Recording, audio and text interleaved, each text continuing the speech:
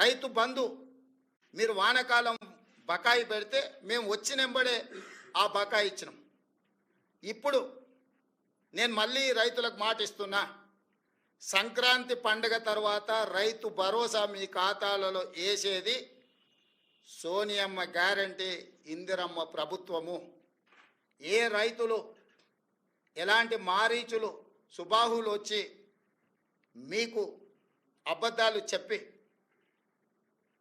ఆనాడు పురాణాలలో విశ్వామిత్రుడు యజ్ఞం చేస్తుంటే రాక్షసులు ముఖ్యంగా మారీచుడు సుబాహులు వచ్చి ఆ యజ్ఞాన్ని భగ్నం చేయాలని ప్రయత్నం చేస్తే రామలక్ష్మణులు ఎట్లయితే కాపలా కాసి విశ్వామిత్రుడు చేపట్టిన యజ్ఞాన్ని సంపూర్ణంగా పూర్తి చేసిండ్రో, ఈనాడు కూడా మా ప్రభుత్వము రైతు భరోసా కొనసాగిస్తుంది. సంక్రాంతి పండుగ తరువాత సోనియా గాంధీ గారి గ్యారెంటీగా నేను చెప్తున్నా, మీ రైతు భరోసా మీ ఖాతాలో పడుతుంది. ఎవరిని నమ్మకండి.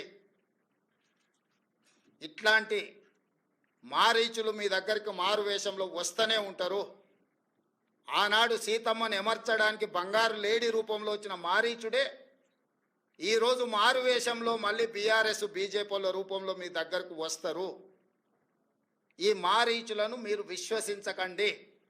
సంక్రాంతి పండుగ తరువాత మీ రైతు భరోసా మీ ఖాతాలలో పడుతుంది.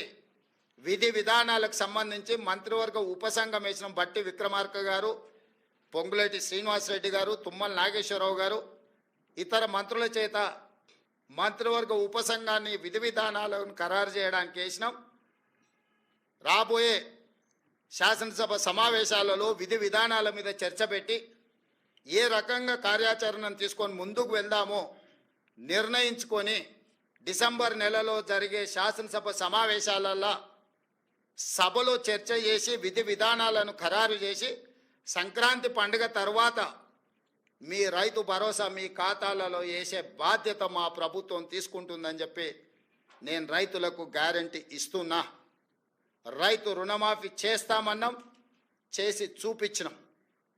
రైతు బంధు చంద్రశేఖరరావు గారు బకాయి పెట్టి పారిపోతే వాటిని కూడా 7,625 కోట్ల రూపాయలు రైతుల ఖాతాలో మేము వేసినాము. ఇప్పుడు కూడా రైతులకు రైతు భరోసా అందించే బాధ్యత మా ప్రభుత్వం తీసుకుంటుంది. దీనికి సంబంధించి శాసనసభలో చర్చలు చేసి మంత్రివర్గ ఉపసంఘం ఇచ్చే నివేదికను శాసనసభలో ప్రవేశపెట్టి విధి విధానాలను ఖరారు చేసి రైతు భరోసా పథకం కొనసాగుతుంది. మారీచులను మారువేషంలో వచ్చే వాళ్ళను, అది బీఆర్ఎస్ వల్ల బీజేపీ వల్ల చూడకండి, నమ్మకండి, వాళ్ళ మాటలు వినకండి.